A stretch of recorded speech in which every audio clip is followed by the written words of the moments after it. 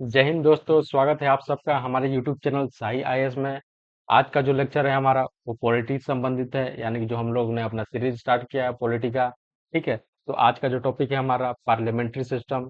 ठीक, parliamentary system को आज हम लोग पढ़ने वाले हैं। अभी तक हमारे कई लेक्चर आ चुके हैं। अगर आपने हमारा प्रीवियस लेक्चर नहीं देखा है तो आप यूट्यूब चैनल पर जा करके आप हमारे लेक्चर को देख सकते हैं और समझ सकते हैं कि किस तरह से क्वेश्चन पूछे जा सकते हैं और किस तरह के क्वेश्चन अभी तक पूछे जा चुके हैं बीपीएससी के एग्जाम में।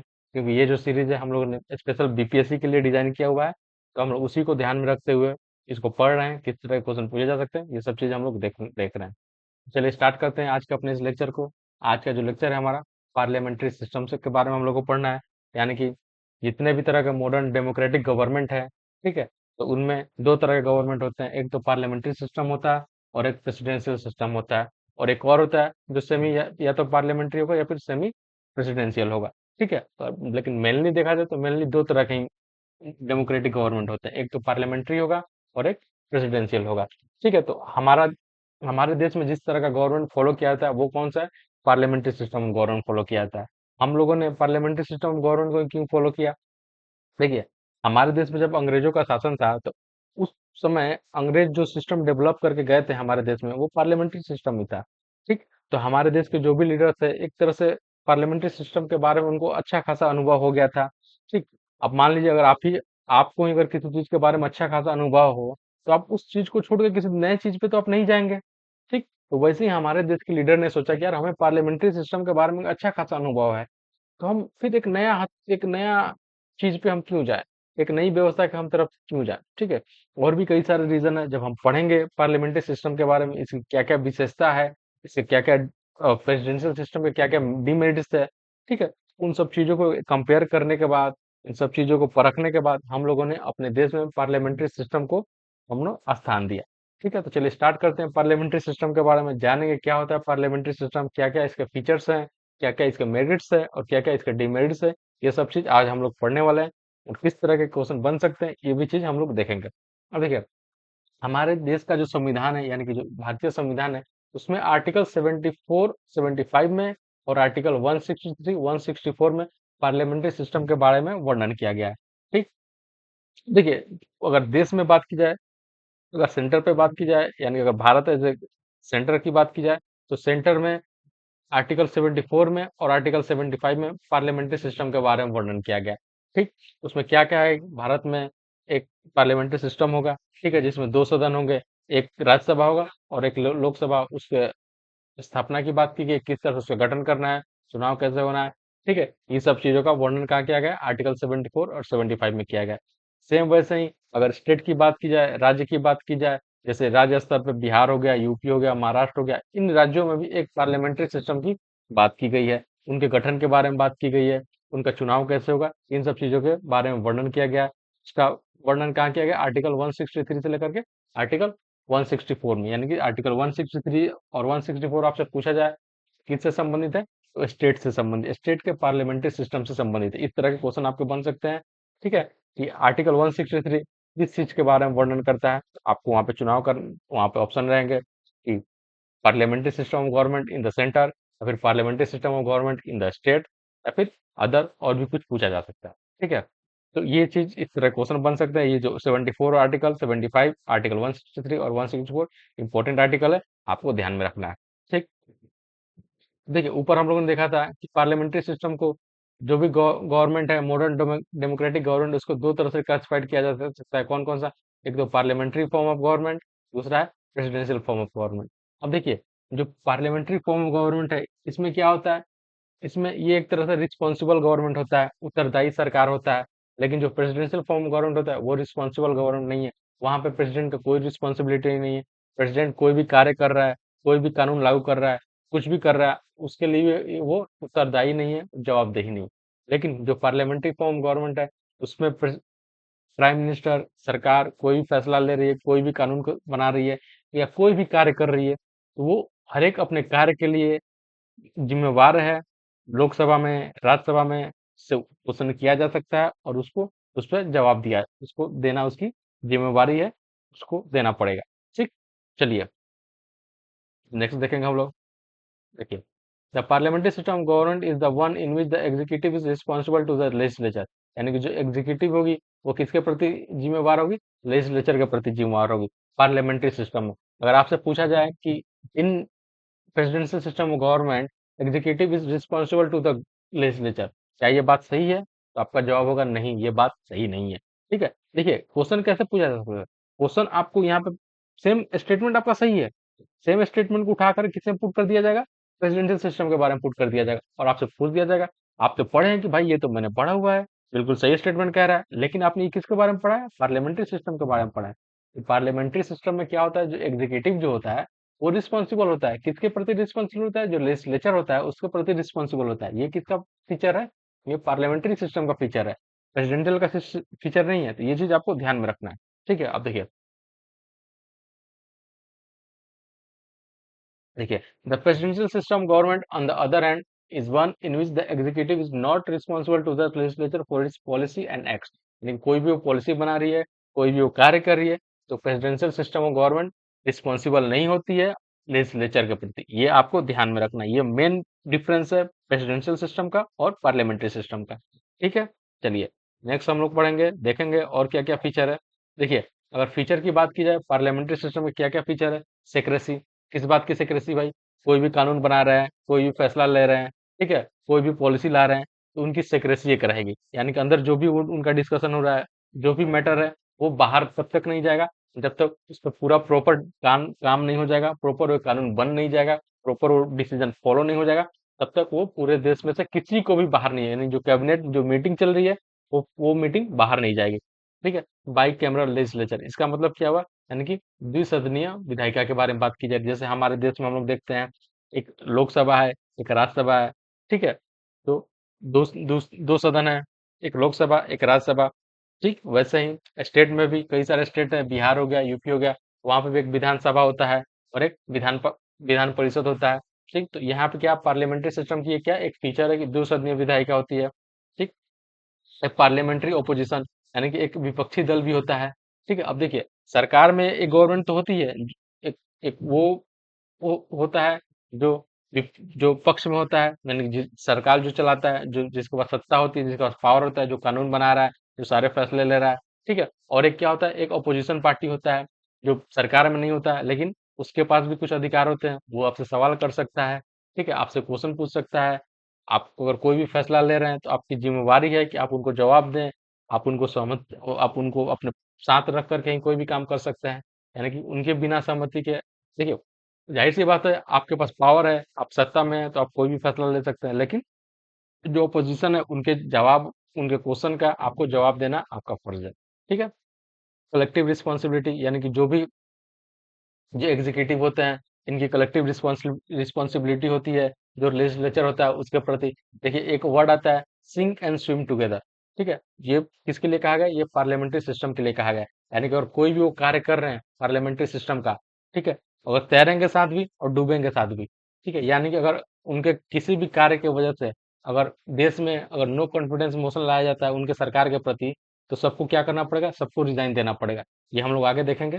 ठीक है, कैसे न्यू कॉन्फिडेंस मोशन वगैरह जब हम लोग पार्लियामेंट्री सिस्टम के बारे में पढ़ेंगे, यानी कि इंडियन पार्लियामेंट के बारे में पढ़ेंगे, वो वहां पे हम लोग देखेंगे नो कॉन्फिडेंस मोशन क्या होता है, कहाँ लाया जाता है और क्या क्या उसके प्रोविजन है नो कॉन्फिडेंस मोशन लाने के, वो सब चीज हम लोग एक एक करके देखेंगे। ठीक है, देखिए prime minister as a centre of power, यानी कि जो प्राइम मिनिस्टर क्या होगा, वो सेंटर ऑफ पावर होगी, यानी ज्यादा से ज्यादा शक्ति किसके पास होगी, प्राइम मिनिस्टर के पास होगी। वैसे ही प्रेसिडेंशियल सिस्टम में ज्यादा से ज्यादा शक्ति किसके पास होती है, जो प्रेसिडेंट होते हैं, लगभग सारी शक्ति प्रेसिडेंट के भी पास होती है, यानी कि प्रेसिडेंट क्या है, किसी के प्रति उत्तरदायी नहीं है, किसी के प्रति जवाबदेही नहीं है, लेकिन प्राइम मिनिस्टर जवाबदेही है, प्राइम मिनिस्टर उत्तरदायी है, प्राइम मिनिस्टर को जवाब देना है, कहाँ जवाब देना है, जो लेजिस्लेचर है लोकसभा में जवाब देना है, राज्यसभा में जवाब देना है, जो भी अपोजिशन पार्टी है वो सवाल पूछ सकती है। ठीक है, क्वेश्चन आवर के तौर पे, ठीक है, मोशन के तौर पे, ठीक, आपसे सवाल पूछा जा सकता है।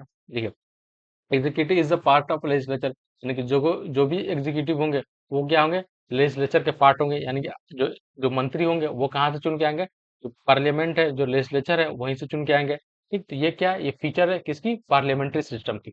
चलिए एक एक करके और जो भी फीचर है हम लोग उसको देखेंगे और समझेंगे क्या होता है उसका मतलब, और कैसे ये पार्लियामेंट्री सिस्टम हम लोगों ने अपनाया, ये सब चीज भी हम लोग जानेंगे। देखिए क्या है, रियल एंड नॉमिनल एग्जीक्यूटिव, देखिए ये क्या, ये बहुत ही महत्वपूर्ण विशेषता है, फीचर है किसकी, पार्लियामेंट्री सिस्टम का। क्या मतलब होता है यहाँ पे रियल एंड नॉमिनल एग्जीक्यूटिव का? देखिए, अब पार्लियामेंट्री सिस्टम में जो है, अगर हम अपने देश की बात की जाए तो हमारे देश में दो तरह के एग्जीक्यूटिव है, ठीक है। एक क्या है, एक प्रेसिडेंट होता है। प्रेसिडेंट क्या है, नॉमिनल एग्जीक्यूटिव, यानी कि बस एक नाम मात्र का टिटुलर हेड होता है, मतलब उसको एक सेरेमनी की तरह, मतलब सेरेमोनियल पोजीशन उसको दिया है, मतलब सजावटी उसको एक बना करके रखा है। जैसे हम लोग घर में देखेंगे ना, कुछ पौधे होते हैं या फिर कुछ ऐसे स्टेचू वगैरह होते हैं जो बस सजावटी के लिए, खूबसूरती के लिए उसको घर में रखा जाता है।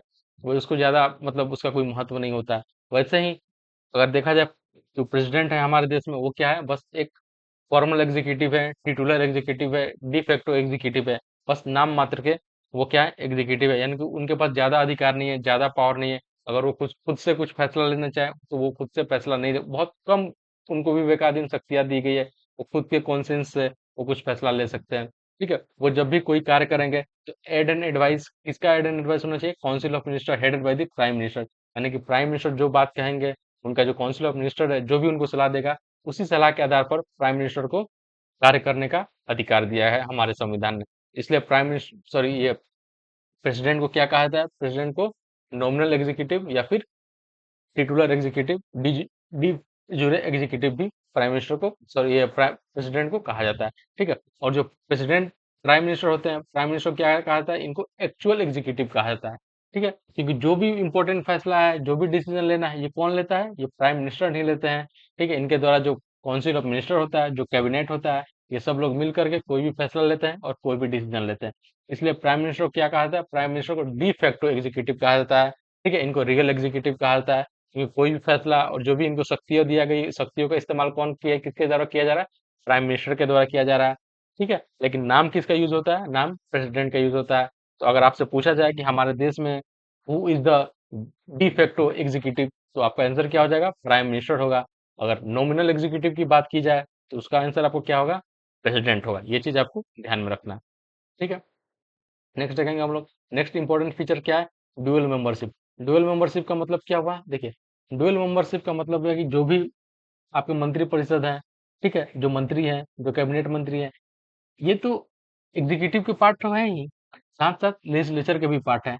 अगर आप प्रेसिडेंशियल सिस्टम की बात किया जाए तो प्रेसिडेंशियल सिस्टम में एग्जीक्यूटिव का इलेक्शन, मतलब एग्जीक्यूटिव जो होते हैं ना, वो लेजिस्लेचर के पार्ट नहीं होते हैं। लेकिन हमारे देश में क्या है, हमारे देश में जो भी एग्जीक्यूटिव होंगे वो लेजिस्लेचर के ही पार्ट होंगे, क्योंकि एग्जीक्यूटिव का चुनाव हम लोग कहाँ से करते हैं, लेजिस्लेचर से ही वो लोग चुन के आते हैं, ठीक है। एक छोटा सा यहाँ पे क्लॉज ये है कि अगर आप लेजिस्लेचर के पार्ट नहीं है फिर भी आप मंत्री बन सकते हैं, यानी कि आप एग्जीक्यूटिव के पार्ट बन सकते हैं, सिर्फ और सिर्फ 6 महीने के लिए। यानी अगर आप 6 महीने से ज्यादा, अगर 6 महीने से एक भी दिन ज्यादा होगा तो आपको अपने मंत्री परिषद के पद से इस्तीफा देना पड़ेगा, ठीक। तो अगर आप लेजिस्लेचर के पार्ट नहीं है, अगर आप पार्लियामेंट के सदस्य नहीं है, तो भी आप 6 महीने तक आप मिनिस्टर बन सकते हैं, यानी कि एग्जीक्यूटिव के पार्ट बन सकते हैं, लेकिन सिर्फ और सिर्फ 6 महीने तक। 6 महीने के बाद या तो आपको इस्तीफा देना पड़ेगा। अगर आप 6 महीने के अंदर किसी भी लोकसभा या राज्यसभा का अगर आप सदस्य चुन के चले आते हैं, अगर आप उसकी सदस्यता ग्रहण कर लेते हैं, तो आपका जो एग्जीक्यूटिव का जो मेंबरशिप है वो बरकरार रहेगा, यानी कि आपको मंत्री के पद से नहीं हटाया जाएगा। ये चीज आपको ध्यान में रखना है। इसलिए इसको क्या कहा जाता है, डुअल मेंबरशिप कहा जाता है, यानी कि जो भी हमारे एग्जीक्यूटिव होंगे वो किसके पार्ट होंगे, लेजिस्लेचर के पार्ट होंगे। ये चीज आपको ध्यान में रखना है। चलिए, नेक्स्ट क्या है, कलेक्टिव रिस्पॉन्सिबिलिटी। कलेक्टिव रिस्पॉन्सिबिलिटी का क्या मतलब, ऊपर हम लोगों ने देखा था, सिंक एंड स्विम टुगेदर, यानी कि डूबेंगे साथ में और तैरेंगे भी साथ में। यानी कि अगर जो भी हमारा गवर्नमेंट है, ठीक है, कार्य भी साथ में कर रही है, ठीक है, जो भी प्रिविलेज उनको मिला है सब इंजॉय भी साथ में कर रही है। अगर कोई उनका कार्य जो है, ठीक है, जिससे क्या देश को नुकसान हो रहा है या फिर किसी भी तरह का उनकी गलत फैसलों की वजह से, गलत नीतियों की वजह से लोग प्रभावित हो रहे हैं, ठीक, तो उनके ऊपर नो कॉन्फिडेंस मोशन लगाया लाया जा सकता है। अगर नो कॉन्फिडेंस मोशन संसद में पास हो गया तो सरकार को इस्तीफा देना पड़ सकता है। हो सकता है किसी एक मंत्री ने कुछ गलत कार्य किया, ठीक है, उसकी वजह से पूरी सरकार की के ऊपर उंगली उठने लगा, ठीक, तो हो सकता है उनको रिजाइन करना पड़े। देखिए, the legislative branch hold the executive jointly responsible, ठीक है, जो लेजिस्लेटिव ब्रांच होता है वो जॉइंटली रिस्पॉन्सिबल होता है, ठीक है। There is a concept of collective accountability, meaning that the council as a whole is accountable for the duties of each minister, यानी कि जो काउंसिल ऑफ मिनिस्टर है क्या, वो होल रिस्पॉन्सिबल है हर एक मिनिस्टर के प्रति, ठीक है। अगर कोई भी एक मिनिस्टर है, उसके जो भी जो रिस्पॉन्सिबिलिटी है, कौन रिस्पॉन्सिबल है? जो काउंसिल ऑफ मिनिस्टर है वो रिस्पॉन्सिबल होता है। ठीक है, नेक्स्ट देखेंगे हम लोग leadership under the prime minister, यानी कि जो भी लीडरशिप है, जो पार्लियामेंट्री फॉर्म ऑफ गवर्नमेंट है, उसमें लीडर लीडर कौन रहता है? जो प्राइम मिनिस्टर रहता है। ठीक है, प्राइम मिनिस्टर क्या है? उसमें सबसे हेड रहते हैं, ज्यादा ज्यादा शक्ति या ज्यादा ज्यादा पावर किसके पास रहता है? प्राइम मिनिस्टर के पास रहता है। ठीक है, प्राइम मिनिस्टर भी क्या है? प्राइम मिनिस्टर भी एक तरह से जो पार्लियामेंट है, जो लेजिस्लेचर है, उसके सदस्य हैं। ठीक, लेजिस्लेचर के साथ साथ वो एग्जीक्यूटिव के भी सदस्य हैं और उनको ज्यादा अधिकार दिया गया है। वो फर्स्ट एमंग द अदर आते हैं, यानी कि जो भी सदस्य हैं उनमें वो सबसे पहले आते हैं, इसलिए उनको ज्यादा पावर दिया गया, ज्यादा अधिकार दिया गया और वो एज ए लीडर की तरह काम करते हैं, जो भी पार्लियामेंट है उसके लीडर की तरह। लेकिन देखिए मेजोरिटी पार्टी रूल, अब देखिए हमारे देश में क्या है, हमारे देश में जो डेमोक्रेसी है ना, ये क्या है, कई तरह की यहाँ पे देश में पार्टियां हैं जो मिलकर के चुनाव लड़ती है, अकेले अकेले चुनाव लड़ती है। अब इस चुनाव में जिसको भी ज्यादा बहुमत मिलता है, जिसके भी ज्यादा से ज्यादा लोग सदस्य जीत करके लोकसभा में आते हैं, ठीक है, उनको ये अधिकार है कि वो अपना सरकार बना। देखिए हमारे देश में टोटल लोकसभा की कितनी सीट है? टोटल 543 सीट है। ठीक है, टोटल कितनी सीट है? 500 543 सीट है।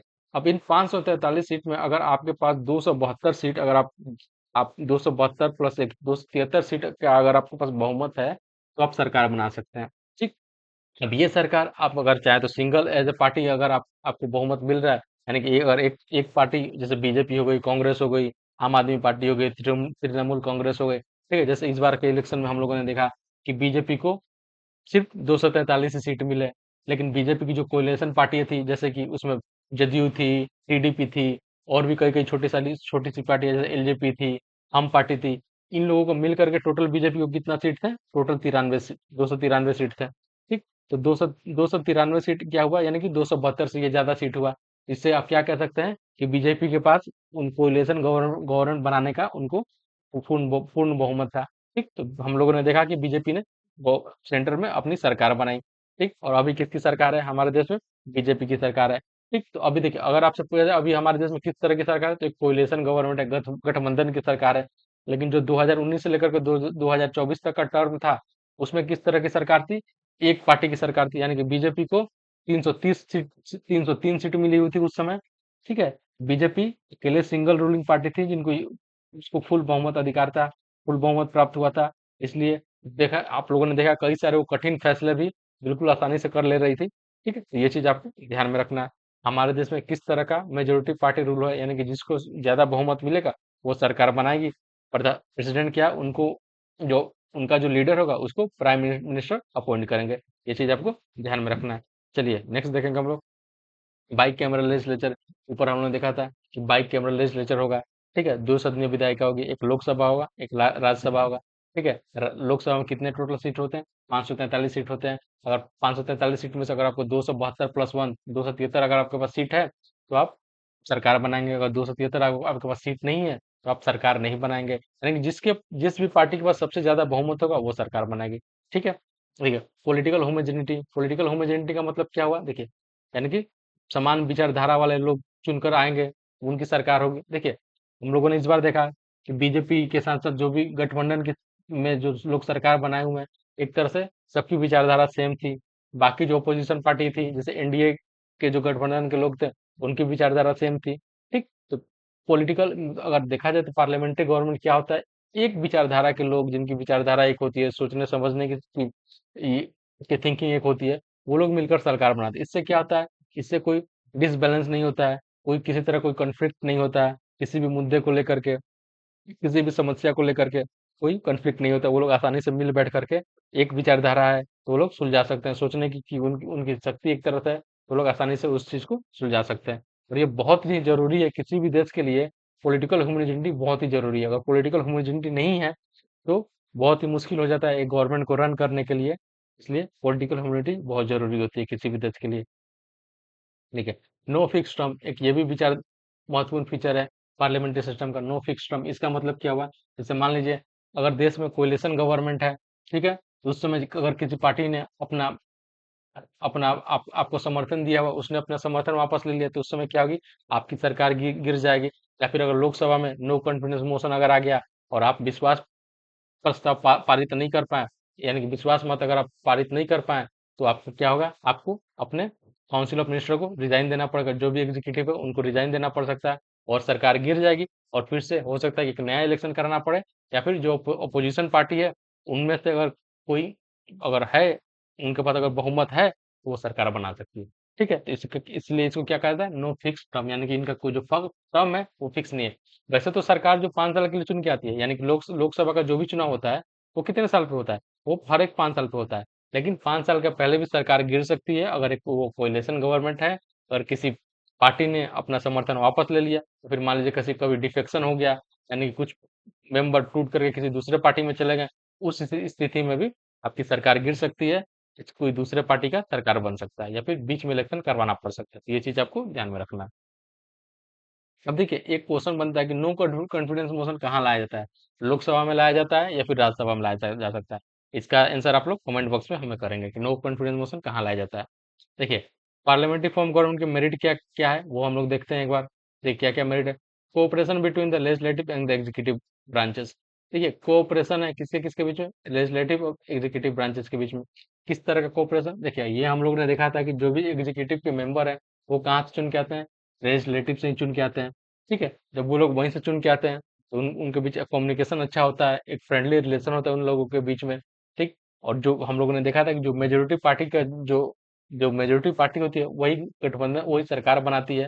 ठीक, तो ज्यादातर उसके सदस्य रहते हैं वो लेजिस्लेचर में रहते हैं। इसलिए क्या होता है, एक कोऑपरेशन बना रहता है, एक फ्रेंडली रिलेशन रहता है, एक अच्छा कम्युनिकेशन रहता है, जिसके वजह से क्या होता है किसी भी तरह कोई कॉन्फ्लिक्ट ज्यादातर नहीं होता है, और एक अच्छे से सरकार चलाने में उनको सहायता प्राप्त होती है।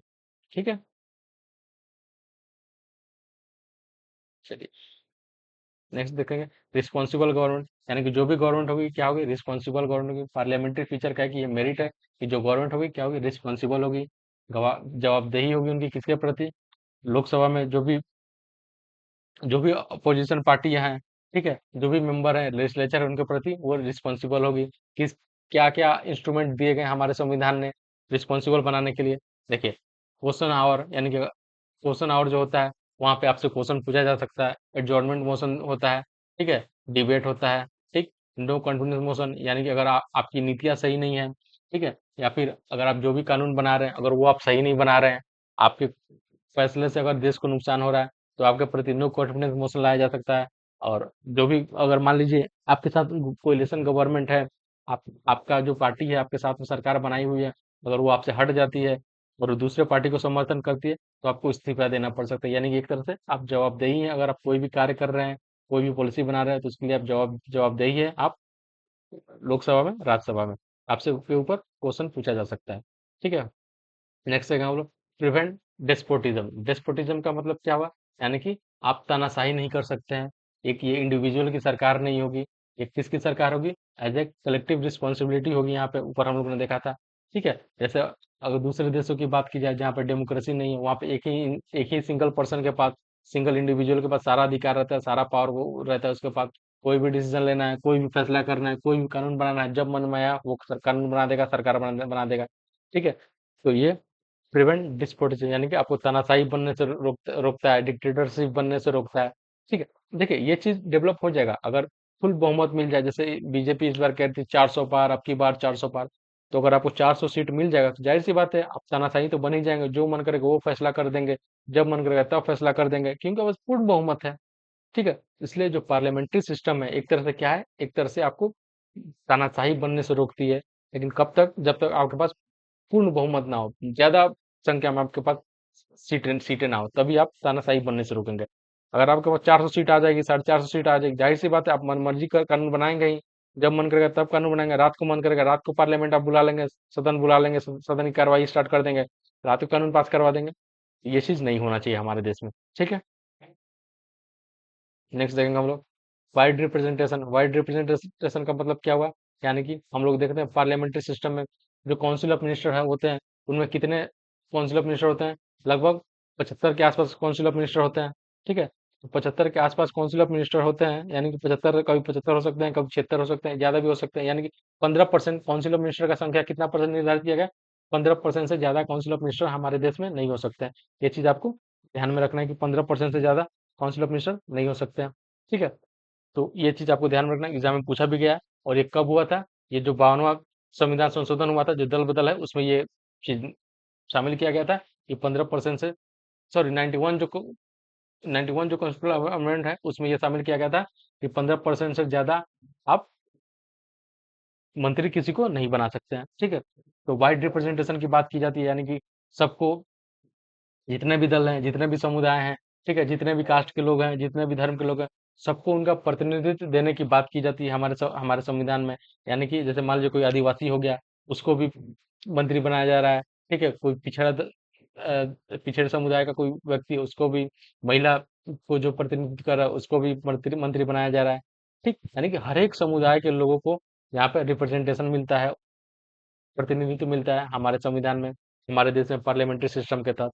ठीक है, रेडी अल्टरनेट गवर्नमेंट, इसका मतलब क्या हुआ? यानी कि अगर मान लीजिए नो कॉन्फिडेंस मोशन पास हो रहा है, अगर सरकार आपकी गिर रही है, ठीक है, तो आपके एक रेडी अल्टरनेट गवर्नमेंट होता है। जैसे कि जो अपोजिशन पार्टी है, ठीक, सरकार जो प्रेसिडेंट है उनको बुला सकती है कि अगर आइए, अगर आपके पास बहुमत है तो आप सरकार बनाइए। देखिए, जब हम इंग्लैंड से कंपेयर करेंगे, तो इंग्लैंड में क्या होता है, एक शैडो कैबिनेट होता है। ठीक है, जो कि हमारे देश में फॉलो नहीं किया जाता है। जब हम लोग पार्लियामेंट के बारे में पढ़ेंगे, तो हम लोग वहां पे देखेंगे कि शैडो कैबिनेट क्या होता है। थोड़ा सा हम लोग जानते हैं शैडो कैबिनेट का मतलब क्या होता है। जैसे अब देखिए, अभी अगर कोई कोई पार्टी सरकार फॉर्म कर रही है, ठीक है, तो वहां पे अपना प्राइम मिनिस्टर बनाएगी, अपना होम मिनिस्टर बनाएगी, अपना डिफेंस मिनिस्टर बनाएगी, अपना अपना मतलब जो भी मंत्रालय है, रेलवे मिनिस्टर बनाएगी, वो सब बनाएगी। वैसे ही अपोजिशन जो पार्टी होती है ना, वो भी एक प्राइम मिनिस्टर बनाएगी, एक डिफेंस मिनिस्टर बनाएगी, एक होम मिनिस्टर बनाएगी, एक हर मंत्रालय एक बनाती है। इसको क्या कहते हैं? शैडो कैबिनेट कहते हैं। यानी कि अगर इनके ऊपर अगर नो कॉन्फिडेंस मोशन पास होगा, तो जो शैडो कैबिनेट है, वो सरकार बनाती है। ठीक है, तो ये चीज हमारे देश में शैडो कैबिनेट की व्यवस्था नहीं है। लेकिन एक रेडी अल्टरनेट गवर्नमेंट होता है। अगर जो पार्टी रूल कर रही है देश में, अगर वो अपना बहुमत खो देती है, तो जो अपोजिशन पार्टी है उनको प्रेसिडेंट बुला सकते हैं सरकार बनाने का। अगर उनके पास बहुमत है, उनके पास जनसंख्या संख्या बल है, तो वो सरकार बना सकती है। ठीक है, चलिए नेक्स्ट देखेंगे। देखिए, पार्लियामेंट्री फॉर्म गवर्नमेंट का डीमेरिट क्या, मेरिट तो हम लोगों ने देख लिया। मेरिट डीमेरिट क्या है, वो भी हम लोग देखें। अनस्टेबल गवर्नमेंट, अनस्टेबल गवर्नमेंट का मतलब क्या हुआ? अगर अगर आप सरकार में हैं, अगर आपके प्रति नो कॉन्फिडेंस मोशन पास हो जाता है, ठीक है, अगर आपके दल के सदस्य जो हैं वो टूट करके किसी और पार्टी में शामिल हो जाते हैं, ठीक, तो आपकी सरकार गिर गिर सकती है, आपको इस्तीफा देना पड़ सकता है।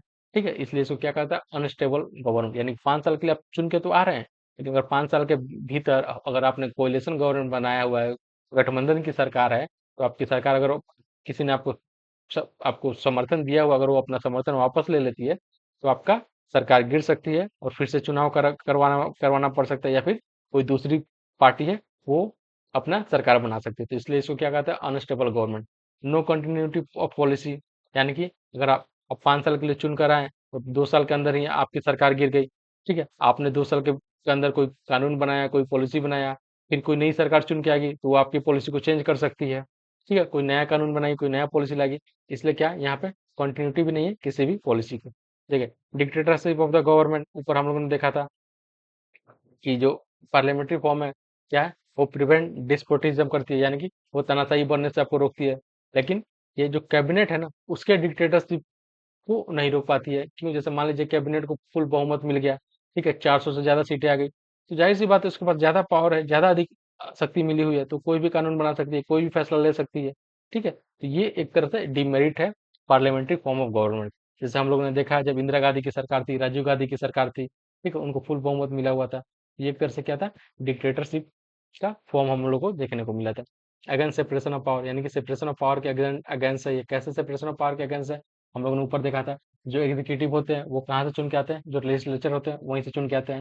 यानी कि एग्जीक्यूटिव जो होते हैं वो लेजिस्लेचर के भी सदस्य होते हैं। ये क्या है? वो एक तरह से सेपरेशन ऑफ पावर के अगेंस्ट है। अगर प्रेसिडेंशियल सिस्टम की बात की जाए, तो वहाँ पे एग्जीक्यूटिव और लेजिस्लेचर दोनों सेपरेट होते हैं, दोनों का एक दूसरे से कोई लगाव नहीं होता है, कोई हस्तक्षेप नहीं होता, दोनों के एक दूसरे के कार्यों में। लेकिन भारत में ऐसा नहीं है। भारत में क्या है? एग्जीक्यूटिव जो है वो लेजिस्लेचर के भी सदस्य होते हैं। ठीक है, गवर्नमेंट बाई एमएचओ, इसका मतलब क्या हुआ? यानी गवर्नमेंट में जो मंत्री होते हैं वो क्या है, वो उनको उतना नॉलेज नहीं होता, वो एक्सपर्टीज नहीं होते हैं किसी भी क्षेत्र के, किसी भी फील्ड के। बहुत कम ऐसे मंत्री होते हैं जो उस फील्ड में अपने क्षेत्र के एक्सपर्टी होते हैं। जैसे कि एस जयशंकर की बात की जाए, एस जयशंकर जयशंकर को विदेश डिफेंस विदेश नीति के बारे में उनको अच्छा खासा नॉलेज है। ठीक है, फॉरेन मिनिस्ट्री उनको मिली हुई है, यानी कि वो पहले क्या थे, फॉरेन सेक्रेटरी वगैरह थे हमारे देश के। ठीक है, कई सारे देशों में वो काम किए हुए, तो उनको अच्छा खासा नॉलेज है। लेकिन और बाकी जो मंत्रालय, रेलवे मिनिस्ट्री मिनिस्ट्री हो गया, या फिर होम मिनिस्ट्री हो गया, या फिर अदर कोई मिनिस्ट्री हो गया, टेक्सटाइल इंडस्ट्री वगैरह मिनिस्ट्री वगैरह हो गया, यानी कि अगर एक्सपर्टीज की बात की जाए, टैलेंट की बात की जाए, ठीक है, नॉलेज की बात की जाए, तो ये जरूरी नहीं है कि जो मंत्रालय जिसको मिला हुआ है वो उसमें एक्सपर्टीज ही हो। ठीक है, क्यों? क्योंकि हमारे पास एक लिमिट हमारे पास लोग हैं जिनको हमें चुनाव करना है मंत्री के रूप में।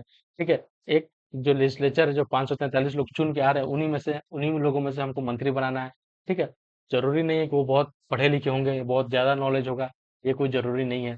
ठीक है, लेकिन इसमें एक ये क्लॉज है, कुछ ऐसे लोगों को भी हम मंत्री बना सकते हैं जो लेजिस्लेचर के, यानी कि जो क्या है, जो पार्लियामेंट के सदस्य नहीं है, लेकिन उनको 6 महीने के भीतर सदस्यता लेनी पड़ेगी। अगर वो 6 महीने के भीतर सदस्यता नहीं ले रहे हैं, तो उनको मंत्री के पद से रिजाइन करना पड़ेगा, मिनिस्टर के पद से रिजाइन करना पड़ सकता है।